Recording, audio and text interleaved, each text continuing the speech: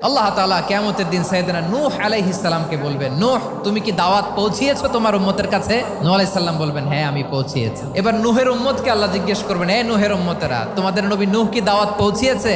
নূহের উম্মত বলবে, না আল্লাহ, কোনো দাওয়াতও আমরা পাই নাই, আপনারাও চিনি নাই, জান্নাতও চিনি নাই, জাহান্নামও চিনি নাই। নূহ আলাইহিস সালাম বিপদে পড়ে যাবেন। তখন আল্লাহ বলবেন, নূহ তোমার পক্ষে কোনো সাক্ষী আছে?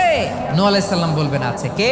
উম্মতে মুহাম্মাদি। তখন আমরা বলবো, আল্লাহ, আল্লাহর নবী নূহ আলাইহিস সালাম তিনি আপনি যা যা বলেছেন ঠিক তা তার উম্মতের কাছে পৌঁছে দিয়েছে। এবার নূহের উম্মতের সাথে আমাদের ঝগড়া লাগবে। তারা বলবে, তোমরা আসছো আমাদের হাজার হাজার বছর পরে, তোমরা কি করে জানলা? তোমাদের সাক্ষী ধর্তব্য হবে না? আমরা তখন বলবো, আমাদের কোরআনে তোমাদের নবীর নামে আল্লাহ তাআলা একটা সূরা নাজিল করেছেন, সূরাতে নূহ। দিন রাত এক করে তোমাদের কাছে তিনি দাওয়াত পৌঁছেছেন, সব আমরা জানি। আমরা যখন বলবো এই কথা, নূহের উম্মত চুপসে যাবে। তখন আমরা সত্য বলেছি কিনা এটা আল্লাহ তাআলা জানতে চাইবে বিশ্বনবীর কাছে। তখন বিশ্বনবী আমাদের পক্ষে সাক্ষী দিবেন। আওয়াজ করে বলেন আল্লাহু আকবার।